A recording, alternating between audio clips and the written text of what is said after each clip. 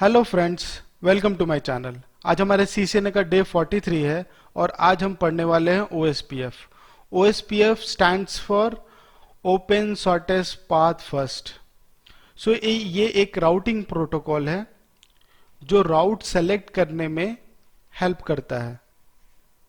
सो आजकल जितने भी आप नेटवर्क देखोगे उसमें आपको OSPF कॉमन दिखेगा। हर एक नेटवर्क में OSPF है क्योंकि ये एक ओपन स्टैंडर्ड प्रोटोकॉल है। सो ये किस तरीके से काम करता है, ये क्यों हर एक कंपनी यूज करती है, वो सारी चीजों को मैं आज इस वीडियो में बताने वाला हूं। तो आपसे रिक्वेस्ट करता हूं कि इस वीडियो को एंड तक देखिए ताकि आपको OSPF का कॉन्सेप्ट समझ में आए।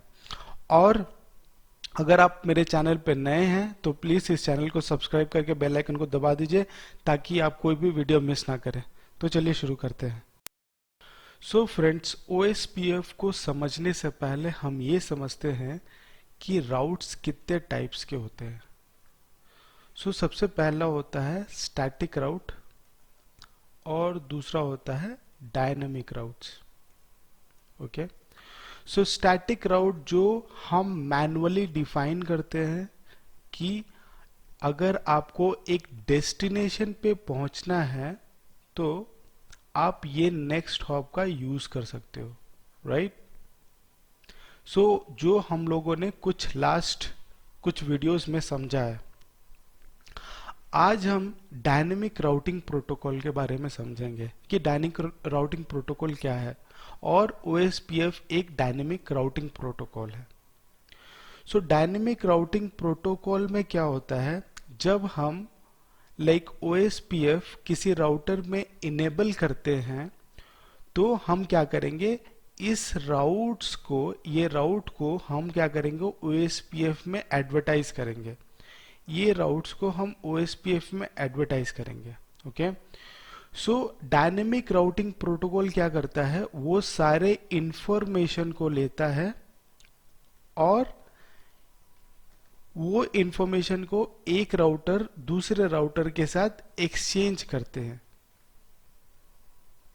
और एक्सचेंज करने के बाद वो फाइंड आउट करते हैं कि नेक्स्ट हॉप कौन सा होगा। वो किस तरीके से फाइंड आउट करेंगे, उनका एक एल्गोरिदम चलता है जिसे वो फाइंड आउट करते हैं कि हमारा जो बेस्ट राउट कौन सा होगा और उसका नेक्स्ट हॉप क्या होगा, वो खुद ही डिफाइन करते हैं, खुद ही फाइंड आउट करते हैं। हमें मैनुअली कुछ नहीं करना होता है। एक एग्जांपल मैं बताता हूं। सो अगर मैं PC1 से PC2 को ट्रैफिक भेजना चाहता हूं तो अगर मैं यहां OSPF रन करता हूं, उस केस में OSPF खुद फाइंड आउट करके बताएगा कि हमारा जो नेक्स्ट हॉप होगा वो R2 होगा, क्योंकि यहां पर हमारा मैनुअल एफर्ट कुछ लग नहीं रहा है। यहां पर राउटिंग प्रोटोकॉल खुद ही कैलकुलेट करके बताएंगे कि किस तरीके से वहां हमें पहुंचना है, तो वो खुद ही कैलकुलेशन करते हैं। सो डायनेमिक राउटिंग जो प्रोटोकॉल होता है वो इस तरीके से काम करता है। अब हम समझते हैं कि OSPF किस तरीके से काम करता है और OSPF क्या है। सो आपसे मैं रिक्वेस्ट करूंगा कि इस वीडियो को प्लीज स्किप ना कीजिए क्योंकि हर एक वर्ड इंपॉर्टेंट है। सो आपको मैं यही सजेस्ट या रिक्वेस्ट करूंगा कि इस वीडियो को एंड तक देखिए। सो दोस्तों, अब समझते हैं OSPF क्या है।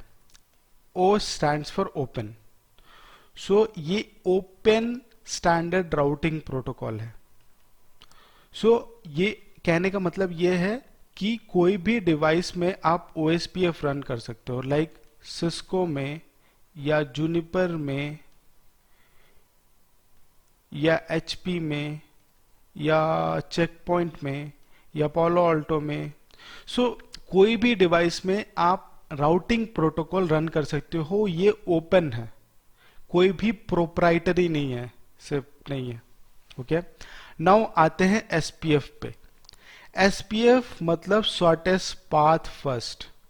सो एक्चुअली OSPF एक SPF एल्गोरिदम यूज करता है टू फाइंड आउट कि जो शॉर्टेस्ट पाथ कौन सा है नेटवर्क में, वो किस तरीके से फाइंड आउट करता है वो हम अभी पढ़ेंगे। ओके, सो क्या करता है OSPF में एक नेटवर्क, छोटा सा एक नेटवर्क डायग्राम बनाऊंगा और उससे हम समझेंगे कि किस तरीके से OSPF काम करता है। ओके, सो OSPF क्या करता है कि अगर मान लीजिए हर एक राउटर लाइक 2-3 नेटवर्क से, जो मैंने ये लाइन खींचा है इसका मतलब है एक नेटवर्क, राइट, कोई एक नेटवर्क है। सो जो भी नेटवर्क हम OSPF में एडवर्टाइज करते हैं, कहने का मतलब उसमें हम लोग कॉन्फ़िगर करते हैं, एडवर्टाइज एक्चुअली प्रॉपर वर्ड है बट मैं आपको समझाने के लिए कॉन्फ़िगर का वर्ड यूज कर रहा हूं। सो जब भी हम कोई भी नेटवर्क एडवर्टाइज करते OSPF में, तो वो इंफॉर्मेशन एक्सचेंज होता है सारे राउटर्स पे जो भी OSPF में कॉन्फ़िगर है।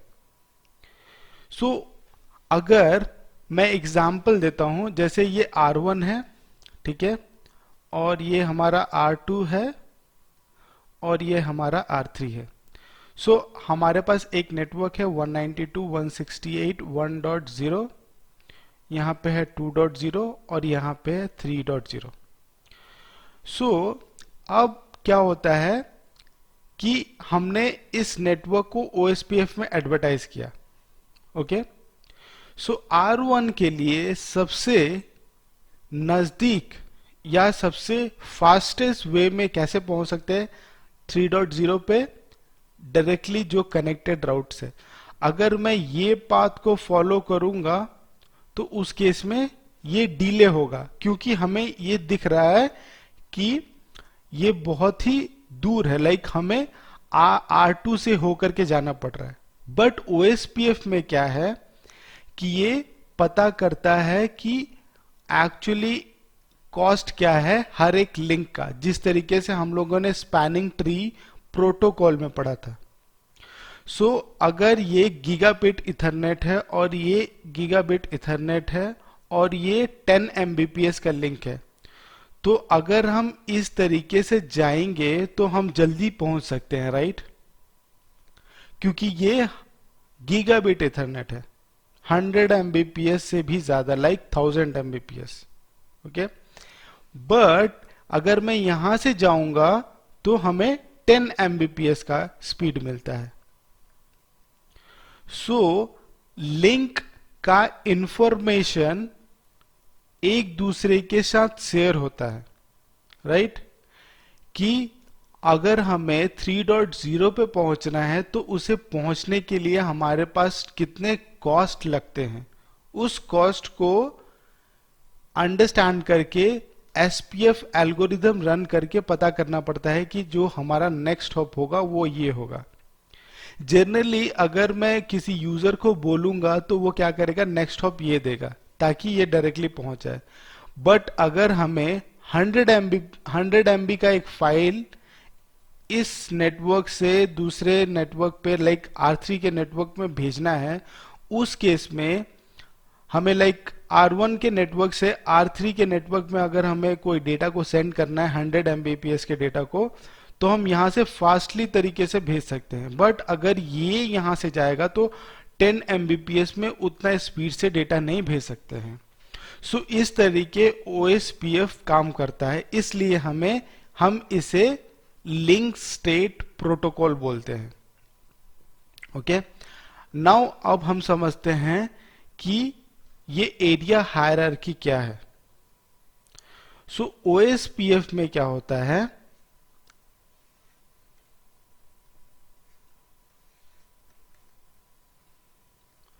OSPF में लाइक अगर ये लिंक डाउन हुआ, ठीक है, अभी मैंने आपको बताया था कि अगर ये गीगाबिट इथरनेट है तो उस केस में इस तरीके से ट्रैवल करेगा ट्रैफिक नॉट की इस तरीके से, राइट। सो अगर ये लिंक डाउन हुआ तो वो क्या करेगा, ये राउटर इन्फॉर्म करेगा R1 को, राइट। ये R1 है और ये R2 है और ये R3 है, राइट।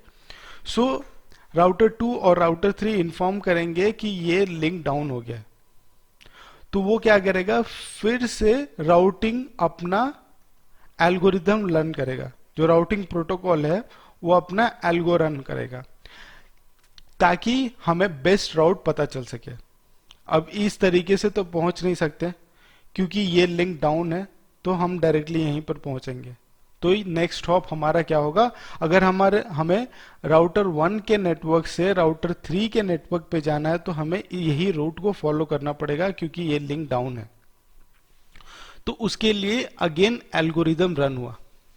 अगर हमारे पास 3 राउटर है तो ठीक है, अगर हमारे पास मे बी 20 राउटर है, अगर हमारे पास 50 राउटर्स है, उस केस में क्या होगा, 50 राउटर्स, अगर आप एक प्रोडक्शन नेटवर्क में काम करते हो तो आपको पता चलेगा पर डे कोई ना कोई एक लिंक डाउन होता ही होगा। एक लिंक डाउन हुआ या लिंक फ्लैप हुआ, फ्लैप का मतलब मे बी उसमें डुप्लेक्स मिसमैच हुआ, तो क्या होता है कि लिंक कभी अप होगा फिर डाउन होगा, फिर अप होगा फिर डाउन होगा। इस तरीके से अगर हो रहा है तो हर बार एल्गोरिदम रन होगा।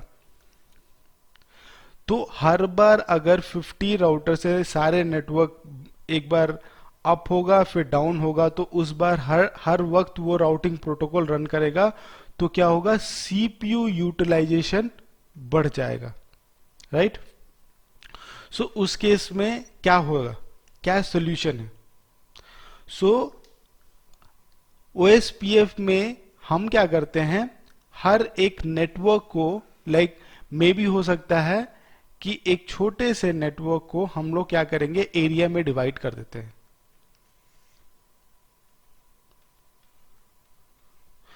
सो इस एरिया में अभी कुछ भी इश्यू होता है तो वो एरिया अफेक्टेड होगा, राइट। नॉट कि ऑल द नेटवर्क्स। इस वजह से एरिया का कॉन्सेप्ट है ओएसपीएफ में। और जो एरिया होता है, area 0 is a backbone area.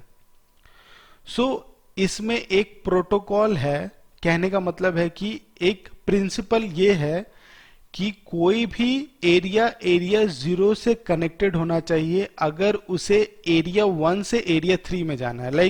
अगर मान लीजिए ये एरिया 1 है और ये एरिया 3 है, अगर हमें एरिया 1 से एरिया 3 पे जाना है तो हमें एरिया 0 से होकर के जाना होगा। नहीं तो उसके लिए और भी अलग प्रोविजंस हैं, बट वो एक्चुअली डिजाइन नहीं बोल सकते हमें। तो हम क्या करते हैं कि सबसे अच्छा और सबसे सही तरीका है कि एरिया 0 को बीच में रखते हैं और सारे एरिया को हम लोग उससे कनेक्ट कर देते हैं इस तरीके से।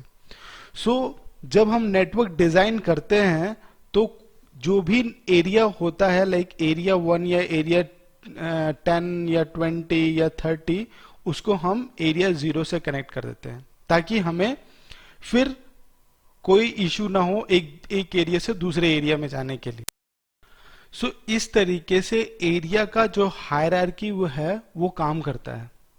अभी एलएसए मिनिमाइज का क्या मतलब है कि हम लोगों ने जो एरिया में एक दूसरे को डिवाइड किया, मे बी ये एरिया 0 है, ठीक है, और जितने भी एरियाज है एरिया 10 हो गया या एरिया 20 हो गया, एरिया 30 हो गया।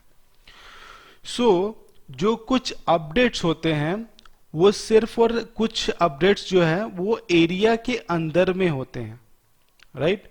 उसको हम लोग क्या बोलते हैं, एलएसएस।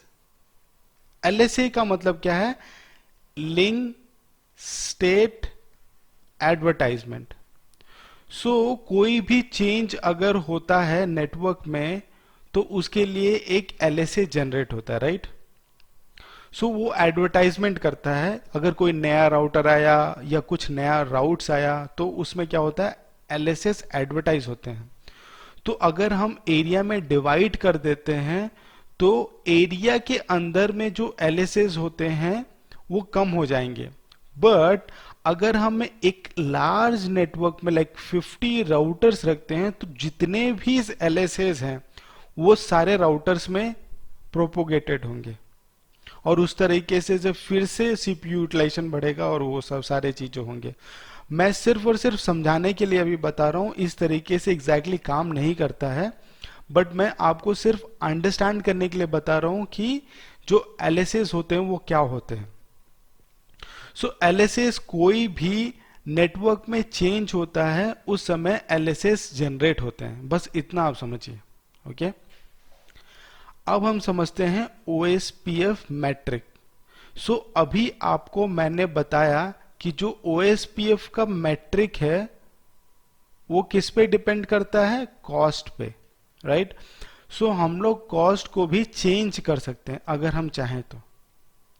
सो अगर हमें लगता है कि एरिया 0 से एरिया 10 पे पहुंचना है तो हमें इसी लिंक का यूज करना चाहिए, तो हम लोग इसका कॉस्ट क्या कर देंगे, कम कर देंगे, लेस कर देंगे, और तब वो उसी प्रिफरली उसी राउट को या उसी लिंक को वो फॉलो करेगा। सो फ्रेंड्स, इस वीडियो में इतना ही कवर करना था। अगर आपको ये वीडियो अच्छा लगा और इस वीडियो से आपने कुछ नया सीखा तो प्लीज़ इस वीडियो को लाइक कीजिए। अगर आपके पास कोई सजेशन है तो प्लीज़ मुझे कमेंट करके या ईमेल भेज करके बताइए। मैं अपने वीडियो में उस फीडबैक को इम्प्लीमेंट करने की कोशिश करूँगा। और अगर आप मेरे चैनल पर नए हैं तो प्लीज़ इसे सब्सक्राइब करके बेल आइकन को दबा दीजिए ताकि आप कोई भी वीडियो मिस ना करें। Thank you so much for watching.